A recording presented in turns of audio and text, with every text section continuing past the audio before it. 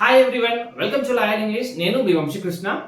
So ఈ video ద్వారా sentences ఎన్ని రకాలు, ఏ సెంటెన్స్ ని మనం ఏ సందర్భంలో ఉపయోగిస్తాము అనే అంశాలన్నీ పరిశీలిద్దాం.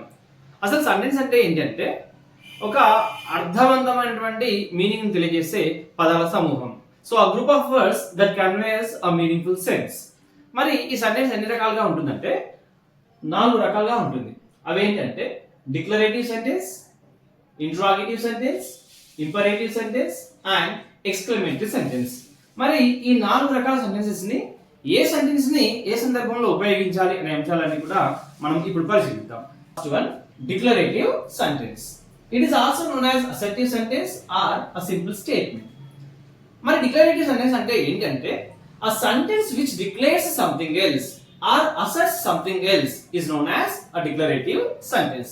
అంటే ఫర్ ఎగ్జాంపుల్ మనము ఏదైనా ఒక అప్లికేషన్ ఫామ్ ఫిల్అప్ చేస్తున్నాం, లేదా ఏదైనా ఒక స్కాలర్షిప్ అప్లై చేస్తున్నాం, లేదా ఎవరితోనైనా ఒక అగ్రిమెంట్ కుదుర్చుకుంటున్నాం. సో అగ్రిమెంట్ చివరన కానీ అప్లికేషన్ చివరన కానీ మనకు ఒక చిన్న పారాగ్రాఫ్ కనిపిస్తుంది. అక్కడ డిక్లరేషన్ అనే ఒక వర్డ్ కనిపిస్తుంది. సో అంటే మనం పైన పేర్కొన్న విషయాలన్నీ కూడా, అంటే అగ్రిమెంట్ లో పేర్కొన్న విషయాలన్నీ కూడా, ఆ అప్లికేషన్ ఫామ్ లో ఫిల్అప్ చేసినటువంటి అంశాలన్నీ కూడా కరెక్ట్ అని మనం ధృవీకరించాల్సి ఉంటుంది. అంటే మనం ఆ డిక్లరేషన్ అనే దగ్గర చిన్న టిక్ మార్క్ కనబడుతుంది, చిన్న బాక్స్ లో అది టిక్ చేస్తేనే మనకు ఆ ప్రాసెస్ అనేది కంప్లీట్ అవుతుంది. అంటే మనం చెప్పే విషయాలన్నీ కూడా కరెక్ట్ అని మనం ధృవీకరించాల్సి ఉంటుంది. సో ఈ విధంగా మనం చెప్పే అంశాలన్నీ కూడా, సాధారణంగా మాట్లాడే మాటలన్నీ కూడా ఈ డిక్లరేటివ్ సెంటెన్సెస్ కోవలోకి వస్తాయి. అంటే మనం స్పోకెన్ ఇంగ్లీష్ లో అత్యధికంగా రాణించాలంటే మనం ఎక్కువగా ఈ డిక్లరేటివ్ సెంటెన్సెస్ అనేవి ప్రాక్టీస్ చేయవలసి ఉంటుంది. మరి ఈ డిక్లరేటివ్ సెంటెన్సెస్ మనం ఎలా స్టార్ట్ చేస్తామంటే ఒక నౌన్ తో గానీ లేదా ఒక ప్రొనౌన్ తో గానీ స్టార్ట్ చేయడం జరుగుతుంది. అదే విధంగా ఇవి ఫుల్ స్టాప్ తో మనం ఎండ్ చేస్తాం. So for example we are playing games అంటే మేము గేమ్స్ ఆడుతున్నాము అనే విషయాన్ని ఇక్కడ నేను చెప్తున్నాను. సో ఇక్కడ వి అనేది ప్రొనౌన్, ఇక్కడ మనము పంక్చుయేషన్ మార్క్ ఫుల్ స్టాప్ అనేది చూడవచ్చు.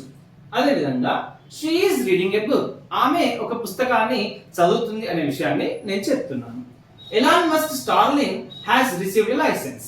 సో ఎలాన్ మస్క్ గారి యొక్క స్టార్లింక్ అనే శాటిలైట్ ఇంటర్నెట్ సర్వీసెస్ కంపెనీ ఇండియాలోని డిపార్ట్మెంట్ ఆఫ్ టెలికమ్యూనికేషన్స్ వారి ద్వారా రీసెంట్ గా ఒక అప్రూవల్ అయితే సాధించింది.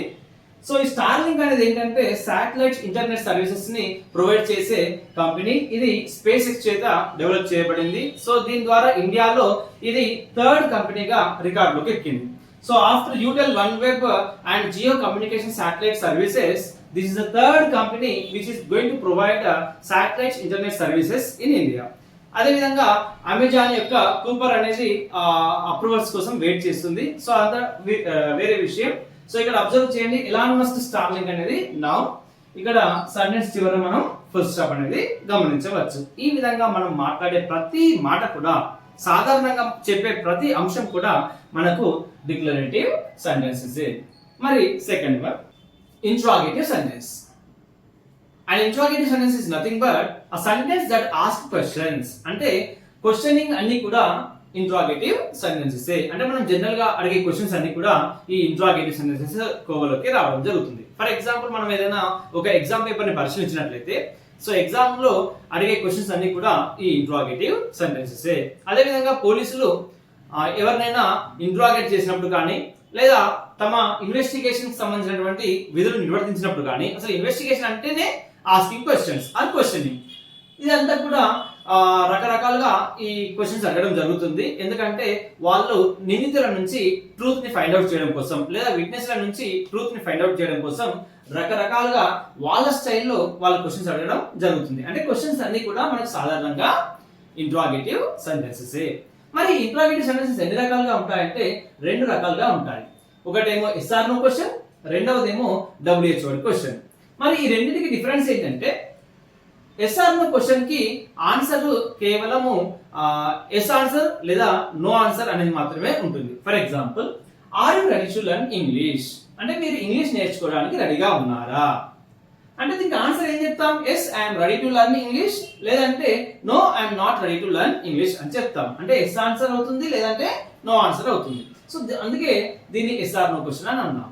అదే విధంగా did she right her homework, ఆమె తన హోంవర్క్ ని రాసిందా, ఆమె తన హోంవర్క్ ని కంప్లీట్ చేసిందా, did she complete her homework ఇలా అడిగితే. అంటే ఏం చెప్తాం? Yes she completed her homework, or yes she wrote her homework, లేదంటే no she did not complete her homework, లేదంటే no she did not write her homework. అంటే ఈ విధంగా మనం ఆన్సర్స్ ఇవ్వడం జరుగుతుంది. సో ఇక్కడ మీరు అబ్జర్వ్ చేస్తే ఇక్కడ ఆర్ కానీ డిడ్ కానీ ఇవి హెల్పింగ్ వర్బ్స్. సో ఈ విధంగా మనం హెల్పింగ్ వర్బ్స్ క్వశ్చన్ అడుగుతాం. సో క్వశ్చన్ మార్క్ తో మనం ఈ క్వశ్చన్ ని ఎండ్ చేస్తాం. అదే విధంగా మరి WH వర్డ్ క్వశ్చన్స్ అంటే ఏంటంటే the questions that start with WH words. అంటే WH వర్డ్స్ ఏంటి? Who, what, which, where, whose, why, when, how, ఈ విధంగా ఇవన్నీ కూడా మనకు WH వర్డ్స్. ఒక పాత సినిమాలో బాబు మోహన్ గారి ఒక కామెడీ సీన్ ఉంటుంది. ఎందుకు, ఏమిటి, ఎప్పుడు, ఎలా, ఈ విధంగా. సో ఇలా ఈ WH వర్డ్స్ తో కూడా మనం క్వశ్చన్స్ అడుగుతాం. For example, where are you going అంటే మీరు ఎక్కడికి వెళ్తున్నారు. సో దీనికి ఆన్సర్ మనం ఏదైనా ఇవ్వచ్చు. For example, I'm going to market అని, ఐఎమ్ గోయింగ్ టు మూవీ అని, or I'm going my home అని, or I'm going to temple అని, or I'm going to church అని, ఇలా మనం ఏదైనా సరే ఒక ఆన్సర్ అనేది మనం డిఫరెంట్ గా ఇవ్వడం జరుగుతుంది. అందుకే వీటిని WH వర్డ్ క్వశ్చన్స్ అని మనం పిలవడం జరుగుతుంది. For example, did she right her homework, ఇది ఎస్ ఆర్ నో క్వశ్చన్ అయితే, when did she right her homework, where did she right her homework, how did she right her homework, ఇది WH word question. So ఇక్కడ ఒక విషయం గుర్తుపెట్టుకోండి, మనం English బాగా మాట్లాడాలంటే ఫస్ట్ ఇంగ్లీష్ లో క్వశ్చన్స్ బాగా అడగడం నేర్చుకోవాలి. అంటే మీరు ఎంత ఎక్కువగా క్వశ్చన్స్ అడగడం నేర్చుకోగలిగితే మీరు అంత ఎక్కువగా ఇంగ్లీష్ లో మాట్లాడవచ్చు. So if you want to speak in English fluently, first you start asking questions perfectly. So మనం క్వశ్చన్స్ ఎంత ఎక్కువగా ప్రాక్టీస్ చేస్తే, అంటే ఇంట్రాగేటివ్ సెంటెన్సెస్ ఎంత ఎక్కువగా మనం ప్రాక్టీస్ చేస్తే మనం ఇంగ్లీష్ లో అంత బాగా మాట్లాడవచ్చు. Next third one, imperative sentence. మరి ఇంపరేటివ్ సెంటెన్స్ అంటే ఏంటంటే ఆ sentence which expresses a command, request, an advice are an order. అంటే మనము ఇతరులని అడిగే రిక్వెస్ట్లు కావచ్చు, లేదా ఇతరులకి పాస్ చేసే ఆర్డర్స్ కావచ్చు, లేదా ఇతరులకు ఇచ్చే అడ్వైజెస్ కావచ్చు. ఇవన్నీ కూడా ఇంపరేటివ్ సెంటెన్సెస్ గా మనం పిలవడం జరుగుతుంది. సో ఇవన్నీ కూడా మనము ఒక వర్బ్ తో స్టార్ట్ చేస్తాం, లేదా ఒక రిక్వెస్టింగ్ వర్డ్ తో స్టార్ట్ చేయడం జరుగుతుంది. For example, rights neatly. General గా ఎవరు చెప్తారు ఇలా?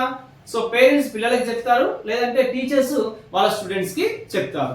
అదే విధంగా అటాక్ ద ఎనిమీ నౌ అంటే కెప్టెన్ వాళ్ళ సోల్జర్స్ కి శత్రువులపై దాడి చేయండి ఇప్పుడు అని ఒక ఆర్డర్ ని పాస్ చేయడం జరుగుతుంది, ఒక కమాండ్ ని ఇవ్వడం జరుగుతుంది.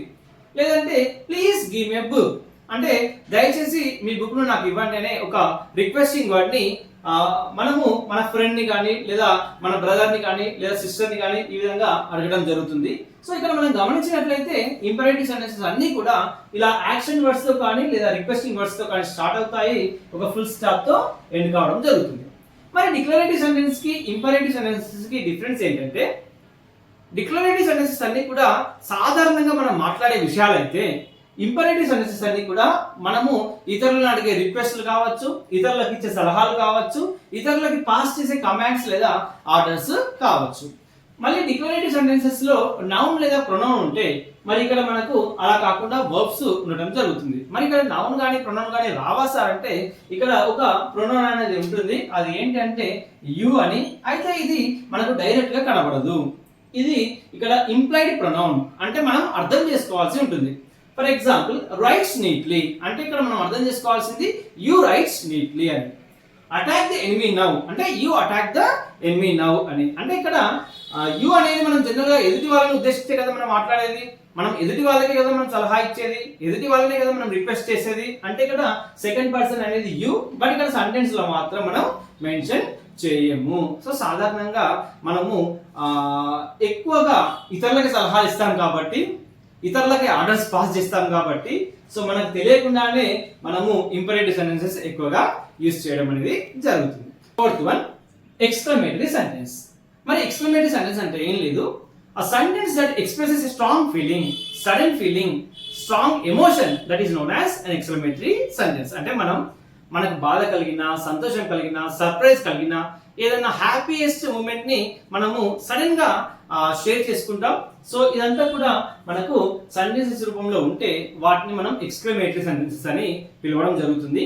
ఇవి సాధారణంగా ఇంటర్జెక్షన్స్ తో కానీ, లేదంటే WH వర్డ్స్ తో కానీ, లేదా నార్మల్ గా కూడా మనం స్టార్ట్ చేయొచ్చు. అయితే కనుక పంక్చుయేషన్ మార్క్ కనబడుతుంది, అదేంటంటే మనకు ఎక్స్క్లమేటరీ మార్క్.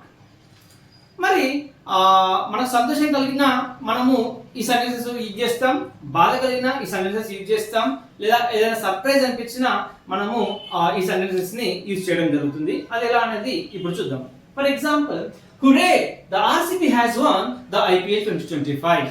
సో ఆర్సీబీ వాళ్ళు ఐపీఎల్ 2025 విన్నవగానే ఒక కోహ్లీ మాత్రమే కాదు, ఆర్సీబీ ప్లేయర్స్ మాత్రమే కాదు, మనందరం కూడా ఎమోషన్ కి గురి కావడం జరిగింది.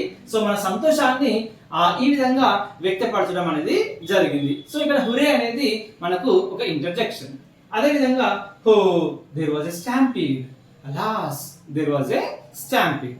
అంటే ఇక్కడ మన ఎమోషన్స్ తో గురి అయిన వెంటనే చాలా హ్యాపీగా అందరూ కూడా పరిగెత్తడం జరిగింది. సో దానివల్ల ఒక నష్టం జరిగింది. అది ఏంటంటే ఒక తొక్కిసలాట. సో ఆల్మోస్ట్ 11 people వర్ డెడ్. సో ఇది చాలా బాధాకరమైనటువంటి విషయం. సో మన సంతోషాన్ని మాత్రమే కాదు, ఈ విధంగా మనం మన బాధని కూడా ఇలా ఎక్స్క్లమేటరీ సెంటెన్సెస్ లో మనం వ్యక్తపరచవచ్చు. అదే విధంగా wow what a beautiful flower it is, wow how beautiful it is. So ఈ విధంగా మనకు ఏదైనా కొత్త ప్రదేశానికి వెళ్ళినా, ఒక కొత్త ఫ్లవర్ చూసినా, లేదా మనకు ఏదైనా ఒక వస్తువు కానీ, ఫ్లవర్ కానీ, థింగ్ కానీ అందంగా కనిపించినా మనం సర్ప్రైజ్ ని కూడా ఈ విధంగా ఈ ఎక్స్క్లమేటరీ సెంటెన్సెస్ రూపంలో మనము వ్యక్తపరచవచ్చు. సో ఇది ఫ్రెండ్స్, మనము ఈరోజు సెంటెన్సెస్ సంబంధించినటువంటి వివిధ అంశాలని పరిశీలించడం జరిగింది. సో మీకు కనుక ఈ వీడియో నచ్చినట్లయితే వీడియోకైతే ఒక లైక్ అనేది ఇవ్వండి. అదే విధంగా మీకు ఈ 4 types ఆఫ్ సెంటెన్సెస్ లో మీకు ఎక్కువగా నచ్చినటువంటి సెంటెన్స్ ఏంటి అనేది కింద కామెంట్ సెక్షన్ లో టైప్ చేయండి. So thank you very much.